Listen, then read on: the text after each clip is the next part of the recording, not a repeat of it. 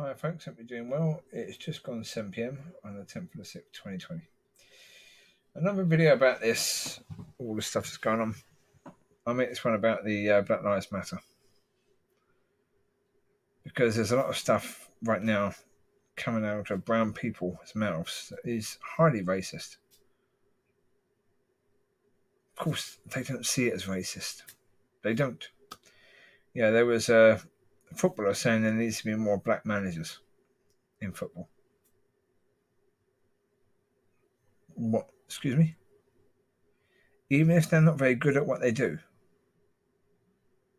they should be employed because what? Because those clubs, football clubs, don't really want to achieve anything. So they don't want to go for the best people. They just want to be seen as racially aware. It's utterly stupid.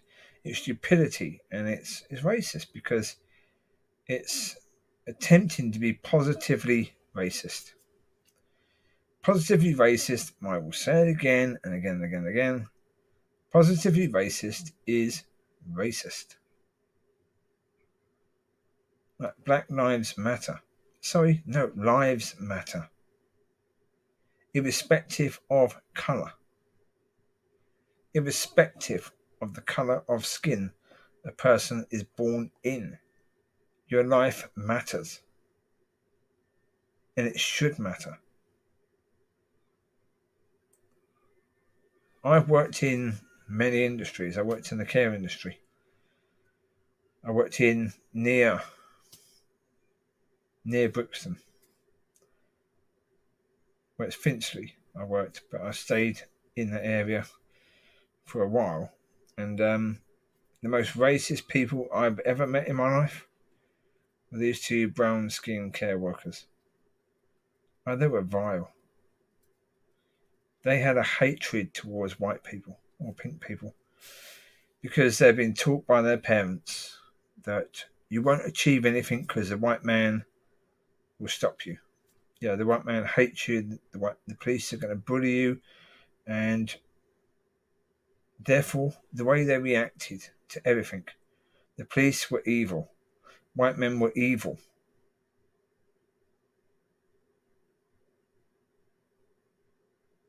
As I said earlier,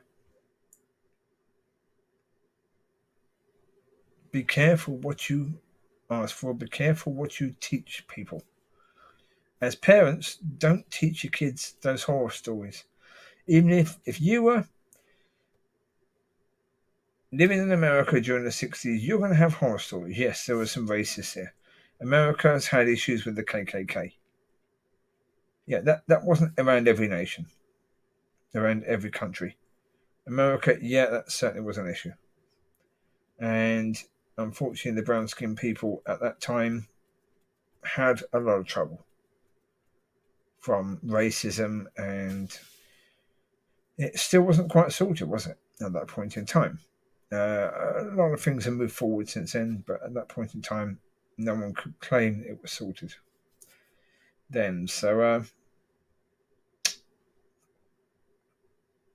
yeah, parents would teach their children about the horror stories, how you can't trust the police.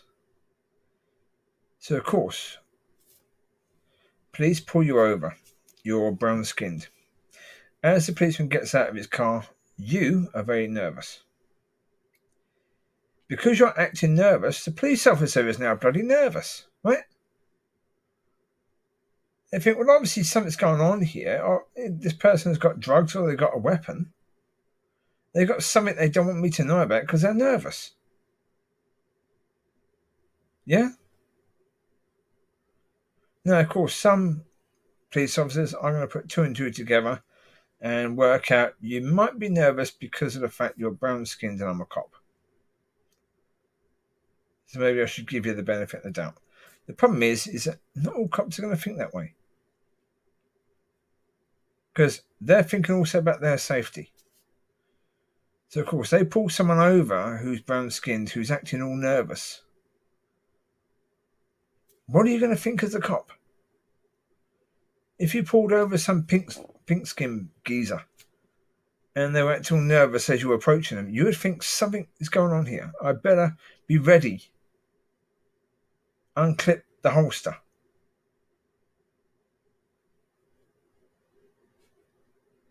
But if a person is brown-skinned and a cop police officer unclips the holster, then, of course, everything gets all more nervous or more panicky, which then makes the police officer panic more.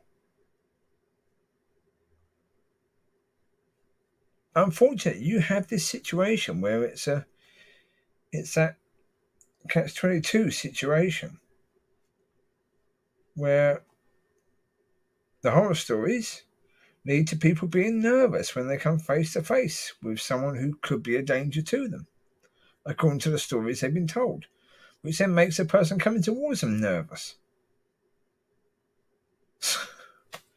It all just feeds each other, and it's stupidity. And that's why when you say things like Black Lives Matter and you focus on that, and you're saying things that are racist, and you're acting like the white man is the enemy,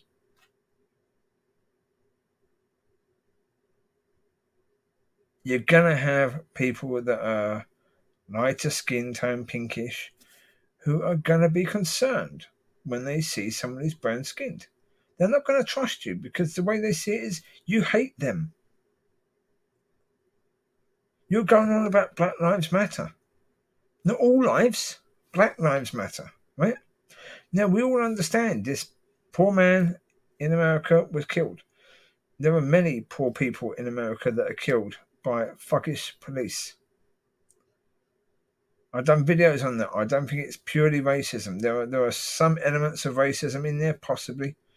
This case at the moment with Mr. Floyd, we don't know if the police officer was racist. We don't know that. It's possible. But automatically it's screamed as it's racist, and it's because Mr. Floyd was black. There are many other reasons why the police officer may have done it.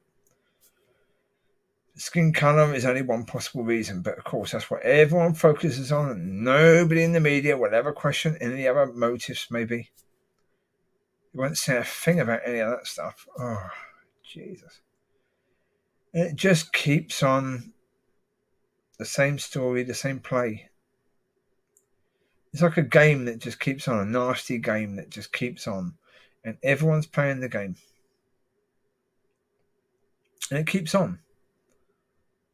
And it's not necessarily racist from either side, but there's a lot of things that can easily be perceived as racist. There's this positive racism, which is racist, but it's a good racism, right? Yeah, that's how the pinkish skinned people probably felt about racism 200 years ago. Yeah, but it's a good racism, isn't it? Yeah. It benefits us. Yeah. Now, people see that the positive racism is good racism because it benefits the brown-skinned people. But it's detrimental to the pink-skinned people, right? So it's racist. Stop spouting racist crap and then expecting everyone to see that, oh, okay, it's just the white people that are racist, eh?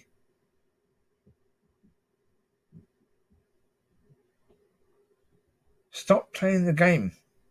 Get off it. Get off this nasty roundabout. It's not a nice one, it's a nasty one. So get off it. Stop playing the game. Realise that, yeah, you were told stuff about the past. That's the past. It doesn't mean it has to be that way now. Yeah, generally speaking, folks, if you lived 200 to 300 years ago, you wouldn't have lived to 40. Most people wouldn't have lived to 40. So the fact, if you are a brown-skinned person, you've lived to 40, but then count yourself as being incredibly lucky. Really? That you were born in this time? That you weren't born 200 years ago? Because, yeah, there was racism, but actually anywhere in the world, living till you were 40 was rare. Didn't happen that often. because of diet, because of the conditions of living. There were so many reasons why it didn't happen for most people. They didn't live beyond that age. Children would die by mass, under the age of 3. They had loads of diseases that would kill kids, or they would just be stillborn, or there were loads of things that were happening that we've now doing better on. People are living longer now. Be thankful for that. There are so many things that could kill you. The fact that you might come across a dodgy copper, don't live your life in fear of that. Because your fear of that happening could manifest that into happening.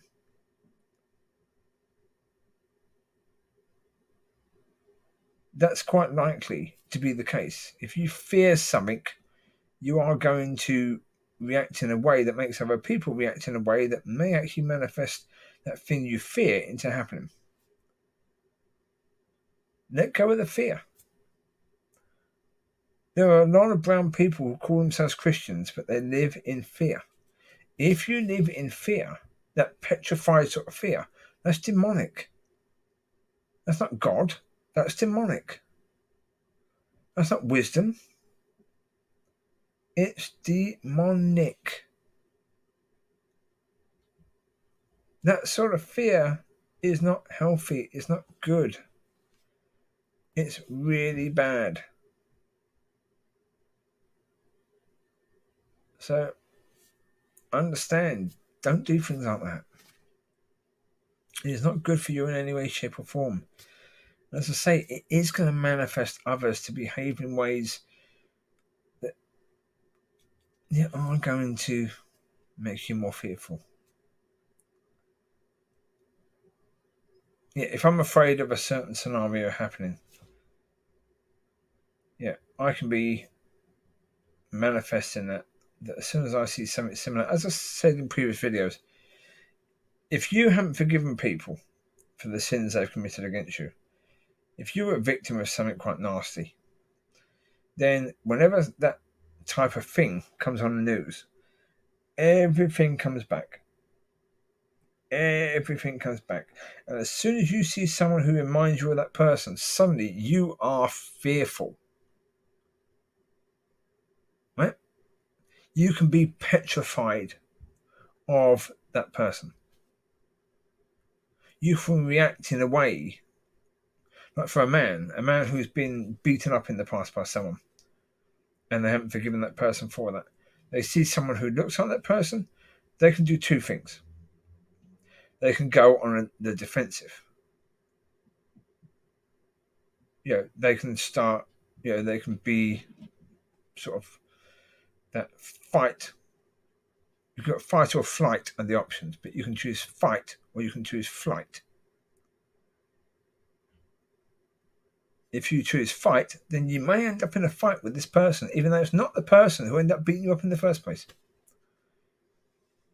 But you may manifest a situation that may cause that person to think you want to fight them, and therefore they will react, and then you'll react to their reaction. In the end, you have a fight.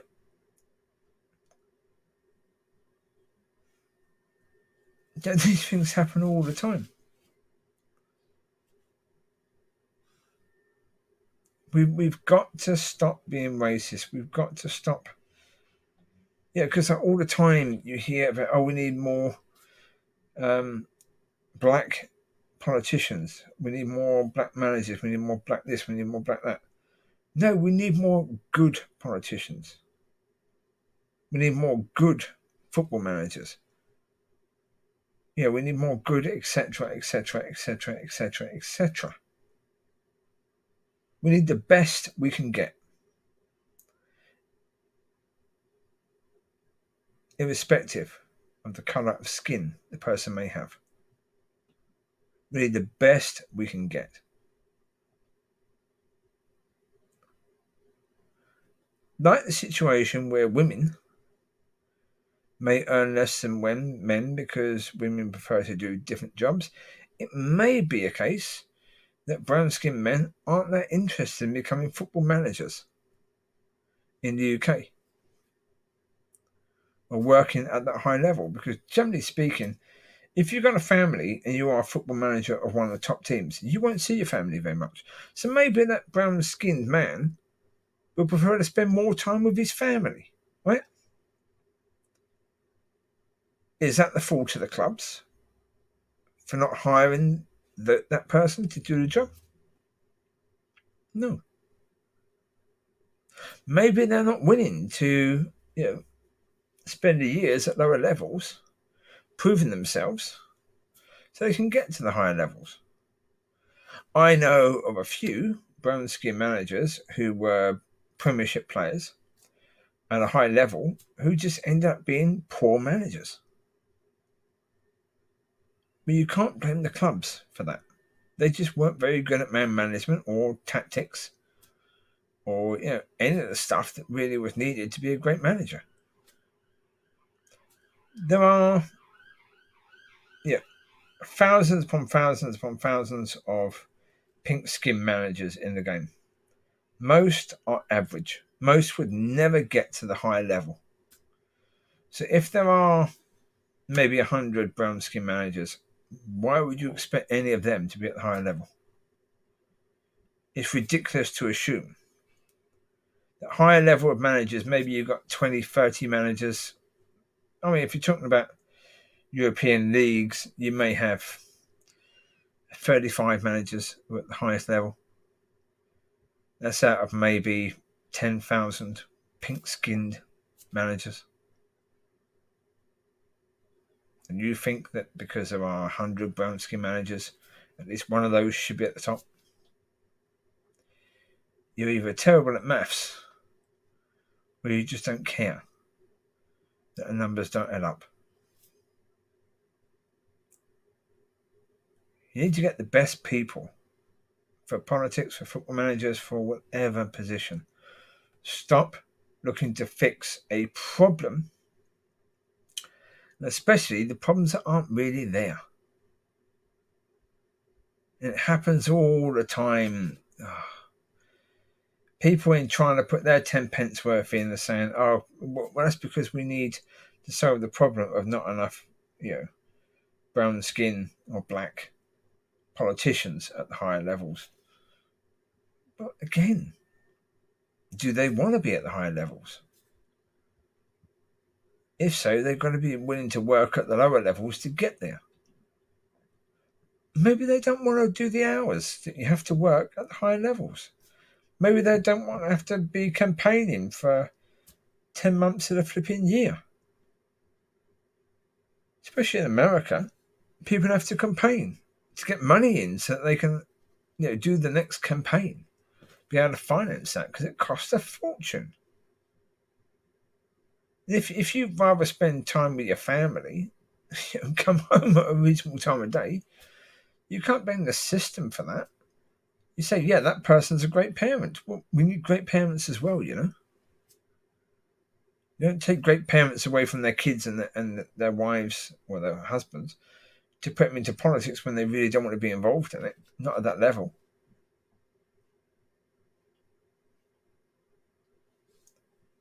We need to stop playing that game.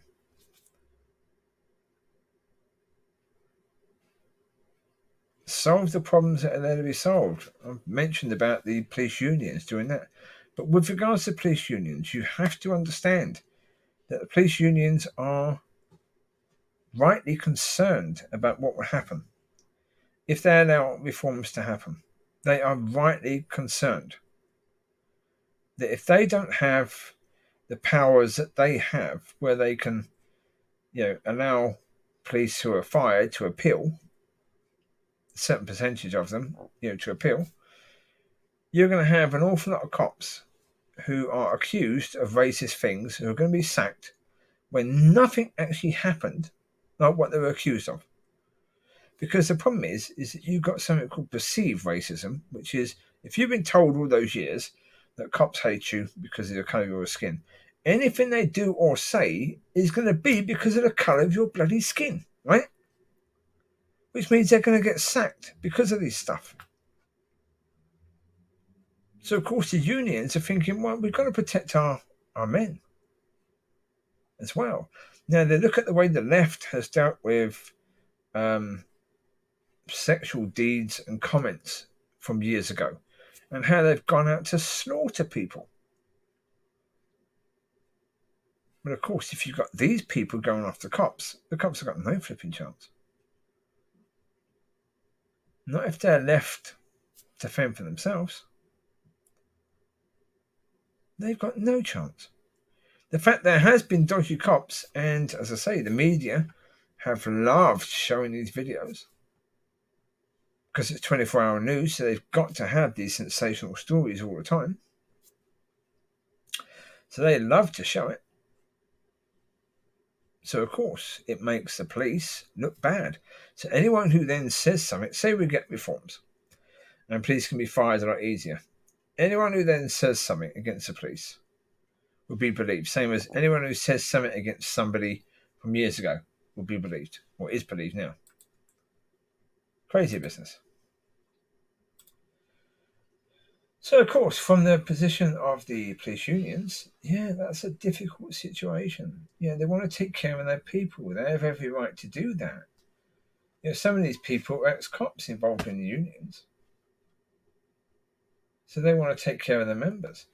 So, of course, they're resistant to reform because if you've got the left who are going to be running things, they've got every right to be concerned about this.